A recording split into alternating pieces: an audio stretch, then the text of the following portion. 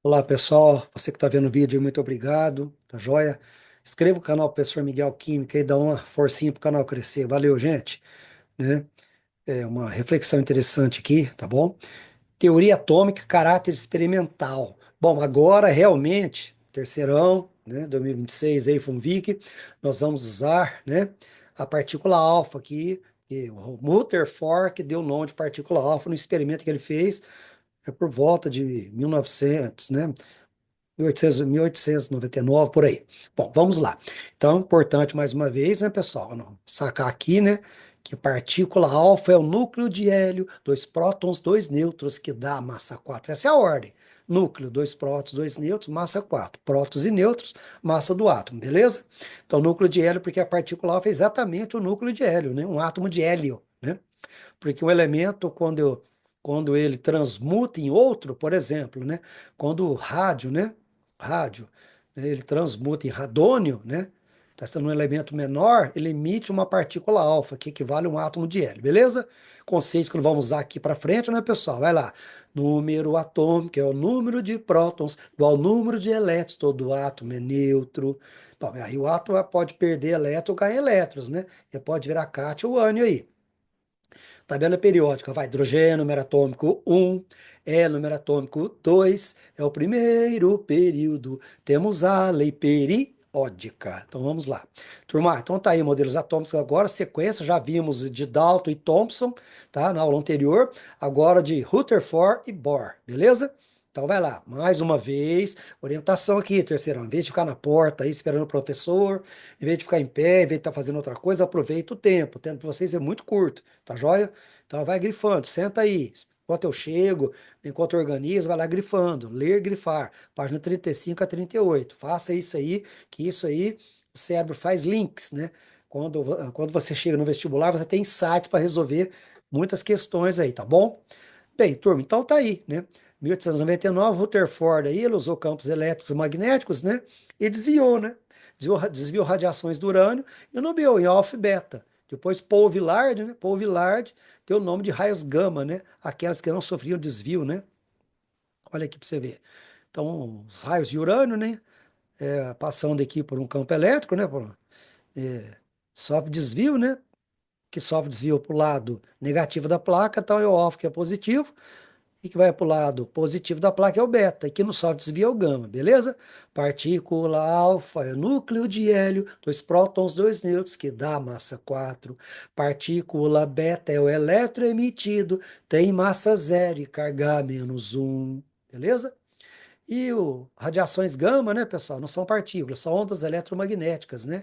As ondas gama, né, em um campo elétrico não sofre desvio, carga e massa zero. Então, o gama, né? Então, o gama, os raios gama chamados, radiações gama, são ondas eletromagnéticas, né? De massa zero e carga zero, beleza? Bom, pessoal, então o modelo de Rutherford, 1908 até 1911, né? Então, vamos lá. Então, é o Geiger e Mardsen, que eram os seus colaboradores aí, fizeram o experimento e chamou Rutherford para observar, né? O que que acontecia? Acontecia que ele colocou material radioativo polônio aqui num bloco de chumbo, né? Uma tela fluorescente, uma lâmina finíssima de ouro aí, né? Tá certo?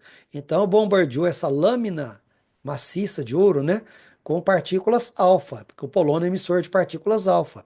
Então, a lâmina sólida, né, pessoal? Então, previa-se que ia bater as radiações e voltar, né? Mas, por incrivelmente, a maior parte das radiações passava em linha reta e marcava na tela lá. Então, isso já provou que o átomo é um grande vazio, né? Tá certo? Que o sólido não é tão sólido quanto parecia, né? E algumas partículas eram defletidas, eram desviadas, né? Sofriam deflexões, né? Olha lá para você ver. Sofriam desvios maiores, desvios menores. Sabendo que a partícula alfa é positiva, então ela sofria desvio em que lá. Então elas batiam em algo que devia ser positivo também para repelir, né? Então, ele chamou, ele chamou esse algo lá dentro de região central de núcleo, né? Porque se a maioria passa, o átomo é um grande vazio, né? Se bate alguma coisa lá dentro e desvia mais ou menos, esse alguém lá dentro é positivo também, porque repele. Então chamou de núcleo, né? Mais tarde aí, próton, né, pessoal? Beleza? Então vamos lá.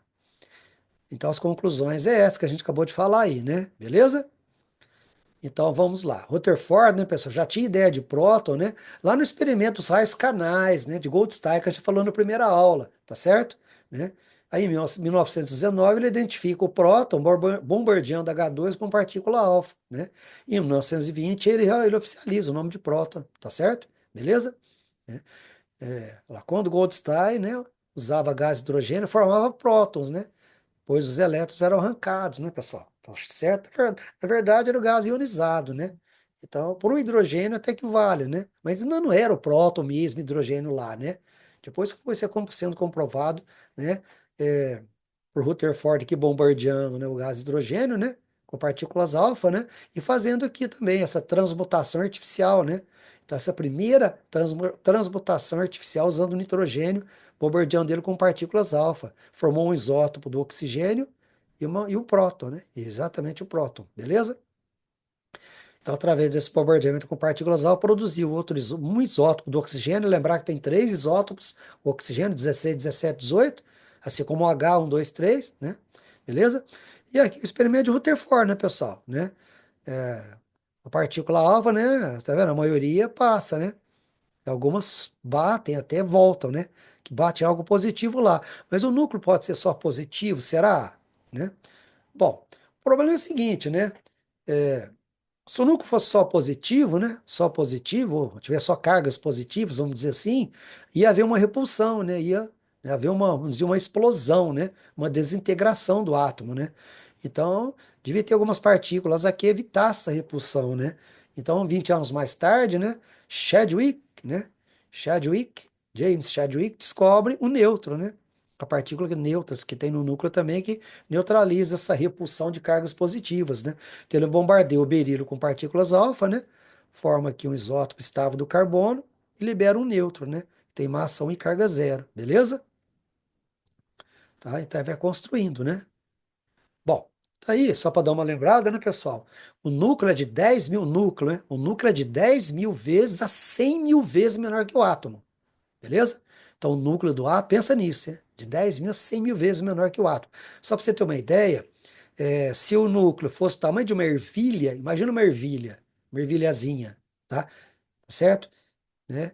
Se o núcleo fosse o tamanho de uma ervilha, ele pesaria 250 milhões de toneladas. Fala para você ver coisa maluca, né? Então lembrar, né, que o núcleo ela é de 10 mil a 100 mil vezes menor do que o átomo, beleza?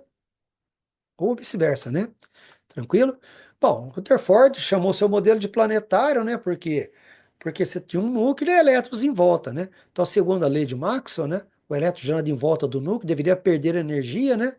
Perder energia e velocidade e colidir com o núcleo, né? Que é o que você está vendo aqui, ó, né? Causando a destruição do átomo, né? Segundo a física clássica aí, né? Então, ela deveria, né, perder, né? Perder energia, né? Olha lá, perdendo energia, se chocar com o núcleo e destruir o átomo. E isso deixou o Rutherford intrigado, né? Porque isso não acontecia. Isso deveria acontecer, né? Pelas leis da física clássica aí, né? Tá certo? Né? Mas isso, né? Mas acontece isso, ó. Acontece exatamente isso. O elétron ele não se aproxima, nem se afasta do núcleo espontaneamente, né? A não ser que você dê uma energia para ele, vamos falar já já disso, né? Então ele fica lá em volta do núcleo, não acontece isso aqui, tá certo? Né? E aí, então a física clássica não é capaz de explicar isso. Então Rutherford foi intrigado com isso, né? E qual que é a sequência disso, né? Vamos fazer um exercício primeiro aqui, né? Então tá aí, né? Falou aqui das especulações de John Dalton, até os avançados experimentos de Thomson Rutherford, para entender a natureza dos átomos e tal, né? Então tá aí, né? Rutherford, então, né? Próton. Não é, na verdade, é um núcleo positivo, né? Com elétrons em volta, na verdade. Mas vamos admitir aí prótons e nêutrons no núcleo e elétrons em volta, beleza? Então, com base na teoria atômica moderna, tem contribuição de. E aí? Dalton que propôs os átomos formados por núcleos? Não. Thomson que propôs átomos construídos por uma massa negativa incrustados por partículas massa negativa, não, massa positiva, né, Thomson? Passa massa positiva e recheado com cargas negativas, incrustadas, né, com cargas negativas, pudim de pasta de ameixa, nada a ver.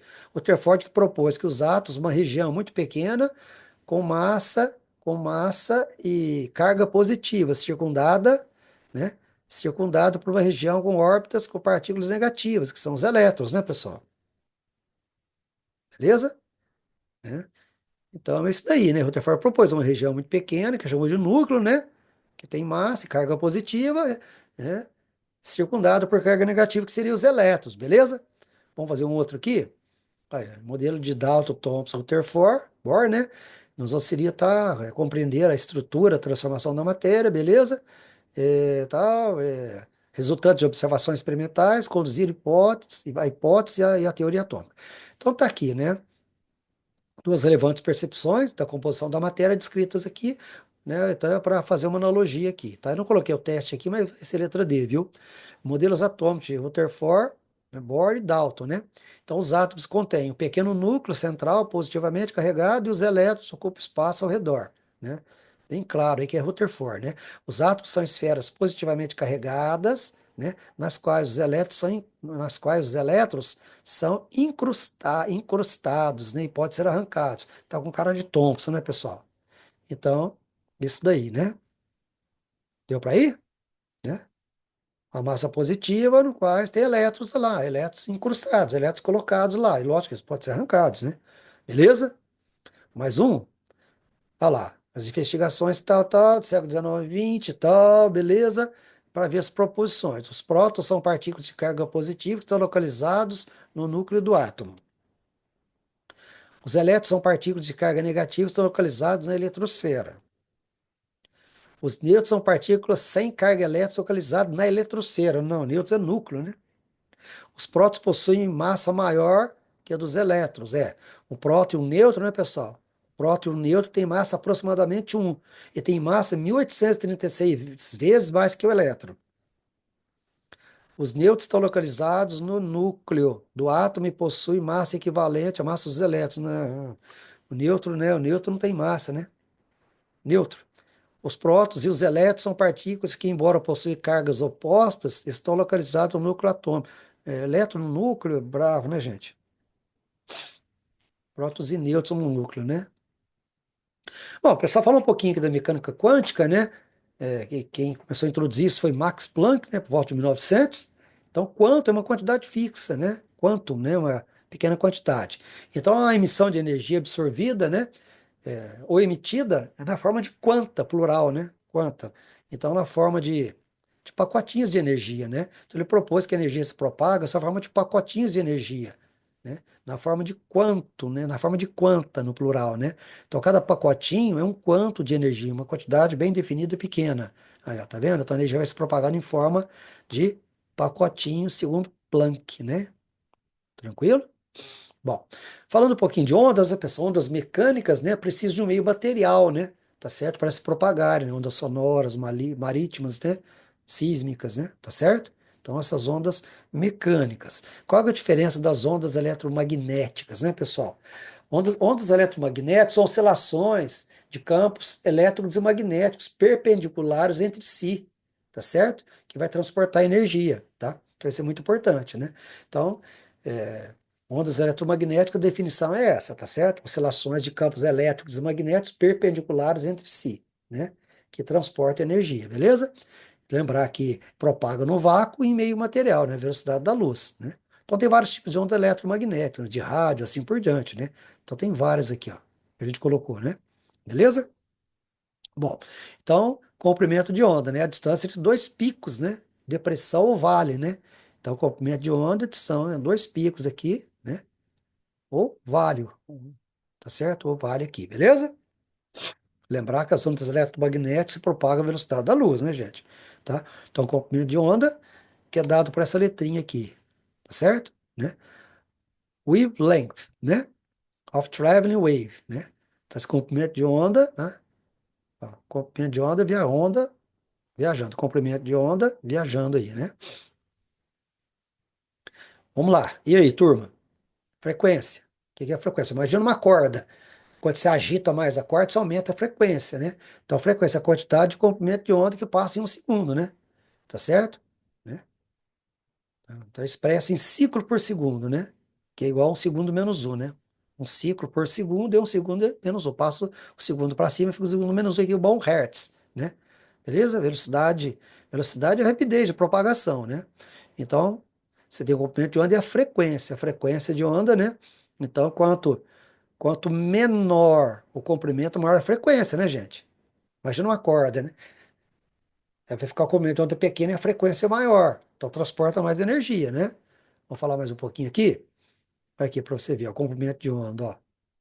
Tá vendo? Tá vendo? A frequência já é baixa, né? Agora, quanto maior a frequência, ó, amplitude, ó, quanto maior a frequência, aí menor o comprimento de onda. O menor comprimento de onda, maior frequência. Então, mais energia, né? Então, menor comprimento de onda, maior frequência, transporta mais energia. Então, essa equação é muito importante aí. Ondas têm a mesma velocidade, né? Na conclusão, maior comprimento de onda, menor a frequência ou vice-versa, né? Eles são inversamente proporcionais. Bom, então tá aí, pessoal. A energia transportada por uma onda eletromagnética é proporcional à frequência, né? Tá certo? Então, olha para você ver aqui, por exemplo, os fótons azuis, ó. Então, a frequência é maior, menor comprimento de onda, tem mais energia que os fótons vermelhos, ó. Frequência menor, comprimento de onda maior, beleza? Deu para sacar aqui? Tranquilo? Aí, maior energia transportada pelos fótons de luz azul, onde a frequência é maior, né? Beleza, né? Vamos lá? E aqui a equação de Planck, né, pessoal? Relação de Planck, né? Tá certo? E HV. Então, energia, né? E energia, constante de Planck H, V a frequência, C a velocidade da luz, né? E wavelength, comprimento de onda. Então, tem um exercício aqui, pessoal, exercício falando aqui das estratosferas, né? Um ciclo constante de criação e destruição do ozônio. Então, a equação representa a destruição do ozônio pela ação da radiação ultravioleta, né? Então, o ozônio, na presença de UV, produz O2 e O, então vai destruindo. Então, o gráfico aqui representa a energia potencial de ligação U, tá aqui, ó. A energia potencial de ligação entre um dos átomos de oxigênio que constitui o ozônio e os outros dois. Então, o gráfico está representando isso aqui. Em função da distância de separação R. Em função da distância aqui, separação R. Então, a energia de ligação de uma molécula é dada pela energia potencial mínima de ligação. Então, a energia potencial mínima de ligação é aqui embaixo, aqui no valinho aqui embaixo. É o mínimo de energia, né? Aí foi dado aqui, quer saber, acho que quer saber a frequência, né? Então, foi dado aqui a constante de Planck. Vamos no outro indicar, ó. Então, lá, aqui, ó, energia mínima aqui.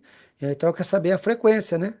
Quer saber a frequência, quanto que é a frequência, tá certo? A frequência dos fótons de luz ultravioleta que corresponde à energia de quebra de uma ligação da molécula de ozônio para formar uma molécula de O2, né? Tá vendo, ó, né? Quebrar a molécula para formar uma molécula de O2, né? E foi onde o exercício falou que ele representa, né? Então, representa a energia potencial, potencial de ligação entre um dos átomos de oxigênio e os outros dois, né? Então tá aí, né? Quer saber a frequência e tal, né, dos fótons de luz ultravioleta, que corresponde à energia para quebra de uma ligação da molécula de ozônio para formar uma molécula de O2. Então vai quebrar, por exemplo, aqui, ó, para formar uma molécula de O2, beleza? Então, energia mínima, ele falou aqui, ó, energia mínima, né? Energia mínima de ligação tá aqui, ó, tá? Em valor absoluto, cadê? Em valor absoluto, então não importa o sinal. Então, fácil, né? Olha lá. Por quê? Olha lá, aqui eu já coloquei antes, mas eu tenho que aplicar energia H vezes F, né? Então, olha lá, E. Então, foi dado aqui, né, aqui a energia que achamos 6 vezes 10. Aqui 6 vezes 10 é menos 19. Energia potencial mínima de ligação, né? O H, constante de Planck. Cadê ela aqui em cima? Tranquilo? Vezes F. Então, resolvendo aí, né? Resolvendo aí, o F vai dar 1 vezes 10 a 15 ciclos por segundo, né? Que a frequência é dada em ciclos por segundo, que é igual a Hertz, tá certo? Então, beleza, letra A. Então, não afoba com o exercício, não, gente. O exercício é aprofundamento, né? Fazendo isso aqui para você ver. Então, tem que estudar os exercícios. Estuda o exercício e você vai angariando conhecimento, vai ficando forte até chegar lá no vestibular, né? Aí Einstein propôs, né? Ele propôs que a radiação eletromagnética era quantizada, né? Olha lá, quanto de Planck, né? Então, o Einstein aí, né, ele propôs também que a luz se propaga na forma de pacotes de energia, igual o Planck tinha proposto, né? Só que no caso emitindo fótons, né? emitindo fótons. Então, na verdade, essa palavra foi criada por Lewis, né, em 1926. Mas foi Einstein, né, que tem a ver com isso, né? Fóton. Foi criada mesmo. Essa informação aí eu pesquisei, parece que está correta, né? Mas parece que tem a ver com Einstein, o negócio do fótons aí, né? Foi Lewis então que criou. Então, tudo bem, vamos tocar aqui. Então, fótons são partículas elementares da luz, né, pessoal? Então, quanto descreve quantização de energia, né? E fótons mais específico para luz, né? Termo mais específico para luz. E quanto é termo específico para quantidade mínima, né? De energia, de carga, de matéria mesmo, né? Tá certo? Né? Mas aí eu acho que dá para trabalhar sem problema, né? Então, assim, a luz tem comportamento de partícula-onda, né, gente? Tá certo? Então, eles ficam de partícula-onda, porque fótons são partículas elementares da luz, né? Tá? Então, a luz é comportar com partícula onda, né? Depois de Broglie, né? Não vou falar aqui, mas de Broglie vai trabalhar com esse comportamento de partícula onda do elétron, né? De matéria, do elétron, né? E aqui Einstein faz essa analogia para a luz, né? Comportamento dual, né? Ora partícula, ora onda, né? Bom, aqui nós estamos falando aqui do espectro, né, pessoal? O arco-íris, né? Então, espectro, né? Espectro é essa sequência, o espectro da luz branca, né? A decomposição da luz branca, né? Então, o espectro é a decomposição da radiação eletromagnética. Então, o espectro é isso, é a decomposição da radiação eletromagnética. Então, a luz branca, né? Visível, tá certo? Ela se decompõe no seu espectro, né? Nublava ave, né? Nublava ave, tá certo? Vermelho, vermelho, laranja, amarelo, verde, azul, anil, violeta, né? Beleza? Então, as gotículas d'água funcionam como prisma, né? Então, a luz branca incide nas gotículas d'água e ela é decomposta no espectro, né? No espectro, né? Tá certo? Ela decompõe a radiação eletromagnética, luz visível branca aí, beleza? Bom, pessoal, Kirchhoff, né? Kirchhoff, acho que está correto, né? Então, ele estudou que um corpo opaco, quente, né, em qualquer dos três estados físicos, emite um espectro contínuo. Por exemplo, corpo opaco quente, né, tá? Então, uma rede de difração, o prisma aqui, tá certo? Ele vai emitir sempre o espectro contínuo, ó. Tá vendo, ó? Decomposição, né? Decomposição, né, da emissão, né? Espectro contínuo, beleza? Bom, aí um gás transparente, né, como os gases nobres, né, produz um espectro de emissão igual linhas brilhantes, né, específico para cada elemento. Então, um gás quente, por exemplo, né, um gás quente, por exemplo, ó, o espectro dele, né, já vai produzir linhas ou raias, né, que a gente vai chamar espectro de emissão aí, tá joia? Agora, se o espectro contínuo passar, né, por um gás frio, ele vai causar a presença de linhas escuras, né? Então, essas linhas brilhantes, né? Se um gás é transparente, como os gases nobres e tal, então a emissão deles, o espectro de emissão, né? Tá certo? Vai ser linhas brilhantes. Agora, se o espectro contínuo passar por um gás frio, isso vai causar a presença de linhas escuras, ó. Por um gás frio, então vai espectro de linhas escuras, beleza? Só para ter uma noção, espectro de absorção, né? Porque aí o gás, né? Tá certo? Vai passar por um gás frio, né? Então, é um espectro de absorção, né? Beleza? Aí, um átomo ou íon, né, pessoal, na forma gasosa, né, em um tubo sobre alta voltagem, emite alguns comprimentos específicos, né, de ondas específicos, né, chamado faixas, raias ou linhas, né? Tá certo? Então, qualquer átomo ou íon, né, submetido a alta voltagem, vai acabar emitindo, né, alguns comprimentos de onda aí, né? Por isso, o espectro de emissão ou absorção é descontínuo, né? Tá certo? Descontínuo. Igual você está vendo aqui, ó, emissão e absorção, espectro descontínuo. Isso é característico para qualquer elemento, cada elemento tem o seu. Seria o DNA do elemento, tá certo? Então, aqui, por exemplo, Bohr fez um experimento semelhante aí com hidrogênio, trabalhou com hidrogênio, tá certo? Então, o que ele fez? Né? Um tubo aqui, descarga elétrica, uma fenda, então essa emissão passa pelo prisma e decompõe, né? O espectro de emissão, né? Decompõe nessas raias aqui, ó, que exatamente o hidrogênio, ó, pra você ver, a hora que compara, é exatamente as raias, as linhas do hidrogênio, beleza? Aí, cada elemento tem seu espectro descontínuo, né, raias ou linhas, né, ao do hélio. Se não for hélio, por exemplo, você faz uma análise de espectroscopia, aí você compara com o hélio. Se for hélio, vai encaixar certinho, tipo um DNA. Se for neônio, agora se não for, não vai encaixar. Interessante, né? Beleza? Bom, então, Bohr trabalhou com átomo de hidrogênio. E aí, pessoal, né? Ele concluiu, né, que o elétron, né, tem pequena massa, né, não segue as leis de Maxwell, né, as leis da física clássica, né? Então ele estudou o espectro de emissão do gás hidrogênio e apoiou na teoria mecânica, né, da mecânica quântica de Planck, né, para estabelecer alguns postulados sobre o comportamento do elétron, tá certo? Porque, por exemplo, ó, durante o movimento, né? Durante o movimento do elétron, ele não perde nem ganha energia espontaneamente, tá certo? Então, esse aqui, o Rutherford observou isso aqui, só que não conseguiu explicar. Aí Bohr vai usar a mecânica quântica para explicar isso, né? Tá certo? Outros cientistas estudaram essa mecânica quântica, e até Schrödinger e outros aí, né, pessoal? Tá? De Broglie, né? Mas vamos devagar, né? Aí os elétrons giram, né? Segundo eles, os elétrons giram em um movimento circular em níveis ou camadas, denominadas órbitas estacionárias. A órbita é estacionária, então os elétrons giram nelas. K, L, M, N, O, P, Q, por exemplo. Tá certo? Então tem órbitas estacionárias, onde os elétrons giram nela. Tá certo? E aí o que acontece, né? Acontece o seguinte, né? Tu observa bem aqui esse GIF. Um fóton equivale a um quanto, né, pessoal? De energia, né? Beleza? Olha lá para você ver. Então, o elétron girando na órbita estacionária. Aqui ele já está voltando. Pera aí. Ele já está voltando. Ele já está voltando. Pera aí. Agora aqui, ó. O elétron, ó. Pera aí para você observar. Aqui é melhor de se observar, ó. O elétron ganha energia, mas salta para o nível de maior energia, ó. Ganha energia aqui do fogo, foi para o nível de maior energia. Na volta, ele libera luz, ó. Quando ele volta, ele libera ondas eletromagnéticas, como os fogos de artifício, né? Os íons metálicos, por exemplo, né?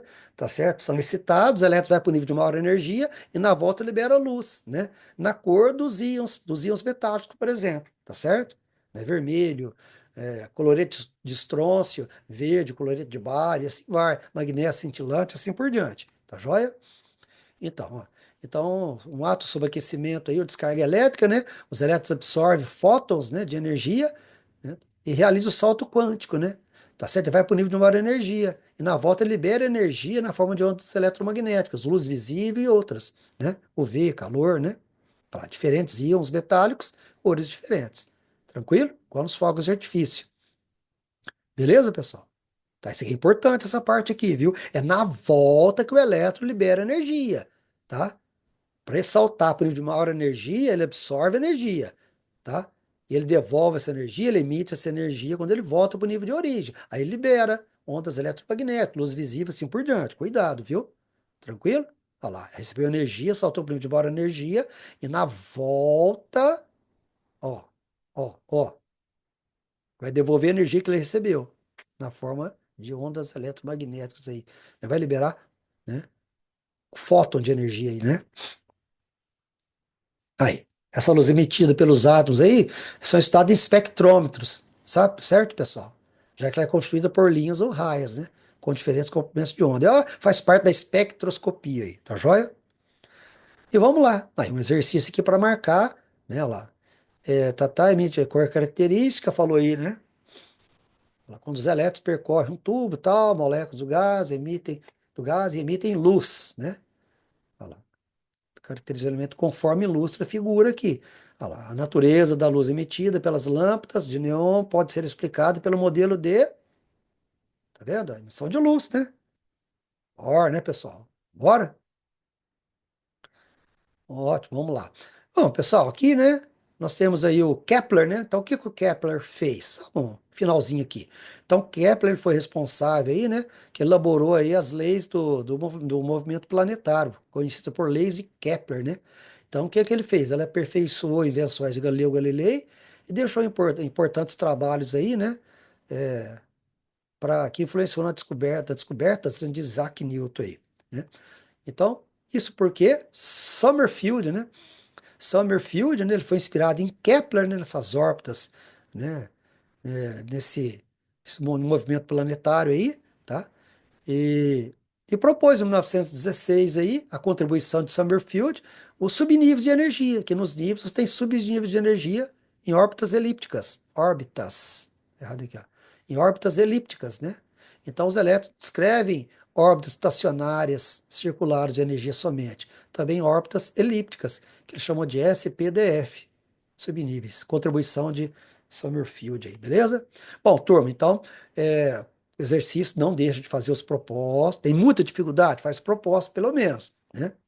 Mas se você almeja aí uma área mais concorrida, comece a estudar. Aprofundamento, fez um aqui já para você. A da discursiva aqui nessa aula eu não fiz, né? Mas já fiz a aula anterior, então vê direitinho.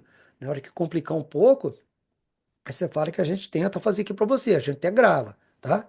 Então, página 39 a 41. E aí vou fazer mais um outro aqui para você, proposto para você, ó, que legal, ó. Tá vendo, ó? Então é importante. Imagina se você não faz um exercício desse. Você chega no vestibular, tá lá, carga elétrica elementar, você não sabe, você não sabe. Já perdeu a questão, né? E o teu concorrente está na tua frente, certo? Aí, ó. Aí, ó, ao realizar experimento com gotículas de óleo eletricamente carregadas, então carregado eletricamente, com carga negativa, então já fica esperto. O cientista registrou as cargas de 7 gotículas organizando a tabela aqui. Então, olha lá, considere que as gotículas possuem composição apenas nêutrons, prótons e elétrons, sendo E o valor da carga elétrica elementar. Carga elétrica elementar. A carga elétrica, a carga do elétron, chamada de carga elétrica elementar. Ao analisar os registros feitos pelo cientista, percebe-se que houve erro ao registrar a carga elétrica de ao menos o quê? Se o elétron é negativo, pessoal, você já tinha que sacar aqui, eletricamente é negativo, carga elétrica elementar, então carga do elétron, chamada de carga elétrica elementar, tá vendo? Ó? Por isso que é importante fazer o exercício. Se você não faz, como é que você chega lá e acerta uma questão dessa? Então tem que ter carga negativa. Então aqui está tudo positivo, não computou nada de negativo. Aqui está tudo positivo, não computou nada de negativo e aqui também. Percebeu? Então, olha lá, carga elétrica elementar, carga do elétron, negativa. Então, né? B, 3 gotículas. Então, G1, G5, G6 aqui, ó. Então, ele não computou carga negativa aqui, nesses três. Tá vendo? Ó? Bom, e aqui, para terminar um pouquinho, né? Um apêndice aqui, tá certo? Incandescência, né, pessoal? Incandescência, o corpo é aquecido, né? E emite radiação visível, né? Então, você coloca lá na tomada, então, a vela que é a lâmpada incandescente, né? Tá, você então aquece, filamento de tônico, ela aquece e emite luz aí. Então, chama incandescência isso. Ou a luminescência, pessoal, já tem vários tipos aí, né? A luminescência pode ser por fosforescência, que vem da fluorita, né? Tá certo? Emissão de luminosidade, mesmo quando cessada a radiação, certo? Então, interruptores mais antigos aí, né? Alguns ponteiros de relógio também mais antigos aí, tá certo? Ó, quando você apaga a luz, o que que acontece? Olha lá, os elétrons que foram acumulados aí durante o dia, né? Ou certo momento da noite, né? Os elétrons que foram acumulados, tá? Em níveis mais externos, ele começa a voltar liberando luz visível. Então tem elétrons, como quando você apaga a luz, então por que que ilumina aqui o interruptor? Porque tem elétrons, né? Porque que tem elétrons acumulados em níveis mais externos. Esses elétrons vão voltando, voltando ao nível de origem, liberando energia, tá?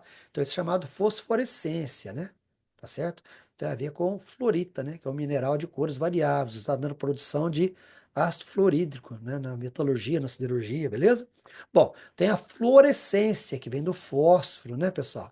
Então, a emissão de luminosidade somente ao receber radiação, né? De alta frequência, né? Tá certo? Aí, para você ver, ó. A lâmpada fluorescente, por exemplo, ó, quando você remove, você apagou, remove, interrompe a corrente elétrica, a fluorescência cessa rapidamente. A fosforescência continua, a fluorescência não, beleza? Tá? Então tá aí, né? Olha lá, acionando a corrente elétrica, os elétrons são excitados para níveis mais externos, na volta, né, o nível de origem liberam radiação aí, beleza? E aqui está falando, né, que essas lâmpadas aí, né, o pó dessas lâmpadas contém fósforo, né? Contém fósforo que absorve as radiações UV, seus elétrons são excitados para níveis mais externos, ao retornar aos níveis de origem, liberam luz branca, beleza? Bom, tem a fluorescência, vem do fósforo, a gente já falou, mas faróis do carro, olha lá, fluorescência, faróis do carro, à noite ele incide na placa, né? Tá certo? Olha lá. Mesma coisa, né? Incide na placa, a placa clareia, né? Aí você passa, ela para de clarear, de iluminar, né? Então a substância usada lá na placa é o tetracianoplatinato de bário e sulfeto de zinco, beleza? Aí outros exemplos são as faixas uniformes de motoboys, garis, pessoal do pedal aí, e outros trabalhadores, né, pessoal? Beleza? Então as cores são diferentes devido às transições eletrônicas, né? Entre as órbitas estacionárias, né? Diferentes, aí, tá vendo? Ó? Transições eletrônicas diferentes, né? E devido a substâncias diferentes também. Então aí variam as cores, né? Os íons metálicos, né? Diferentes, cores diferentes. A quimioluminescência, né, pessoal? A quimioluminescência aí, ó, é uma reação química interessante, né? Tá certo? Ó. Terceira EM, não deixa de fazer aqui, página 40, número 3 lá, né? E aqui acontece com o luminol também, né, pessoal? Né? Dentro da cápsula aí é colocado peróxido de hidrogênio, água oxigenada é uma pequena ampola de vidro contendo luminol, né? E um éter, né? Tá certo? Olha lá, mas quando curva o bastão aí, a ampola se quebra lá dentro, fazendo com que as duas substâncias entrem em contato, gerando uma reação química que dura 6 horas aproximadamente. Então, na verdade, você tem, né, nessas substâncias aí, né, basicamente água oxigenada, né, água, né, oxigenada é meio aquosa, né, tá certo? Peróxido de hidrogênio aquosa, tá? Uma ampola de vidro contendo luminol, né, beleza? A bioluminescência, né, pessoal? Ocorre em seres como bactérias, fungos, lulas, né? Águas vivas aí, nos vagalumes, pirilampos, né? Tá certo? A enzima luciferase oxida a proteína luciferina, que tem seus elétrons, né? Excitados para níveis mais externos, na volta libera energia, né? Igual na forma de luz, olha lá. Beleza? Triboluminescência, emissão de luz por atrito de dois minerais, né? Precisa cristais de quartzo, né? Em atrito, né? Com um tipo de broca emitindo luz, né? Do grego, ó, esfregar, triben, né? Esfregar, do latim luz. Então, esfregar, né? Agitar. Então, quebrar, raspar, cristalizar, né, pessoal? Reorganiza os elétrons dentro da estrutura cristalina do material, né? Liberando luz, né? Sem gerar muito calor, né? Como, por exemplo, cristais de quartzo, de açúcar, né? Então aqui tem um vídeo, né? Não sei se está para entrar esse vídeo. Acho que tá. Não vai entrar o vídeo, mas que pena, né? Deixa eu ver aqui.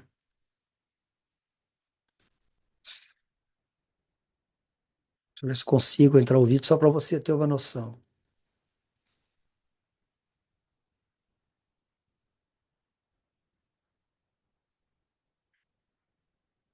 Só para você ver. Então, atrito, né? Tipo de broca, né? Um atrito com um cristal de quartzo, né? Você percebe que excita os elétrons, ele volta para o nível de origem, eles ganham energia, excita, volta para o nível de origem e libera luminosidade, né? Olha que interessante. O vídeo é muito grande, vou acelerar ele. Vai lá para você ver. Você libera muito calor, né? Olha que interessante. Beleza? É chamado de triboluminescência. Olha lá. Acho que ele até quebrar, beleza? Só que aqui parece que tá quente. Fala que não libera muito calor, mas não sei não, né? Tá certo? Beleza, galera. Valeu. Então é isso, turma. Né? Obrigado por você ter assistido aí, né? Deixa eu ver como é que eu volto aqui agora. Para minha aula. Ixi, cadê meu? Tem que fechar aqui o YouTube. Peraí, peraí. Ixi, como é que eu fecho aqui? Poxa, aguenta a mão aí. Isso. Beleza. Pessoal, muito obrigado. Senhor Jesus abençoe você, beijo no coração de vocês. Espero que eu tenha ajudado vocês aí, tá bom? Valeu, galera. Fui. Fique com Deus, igual vocês dizem aí.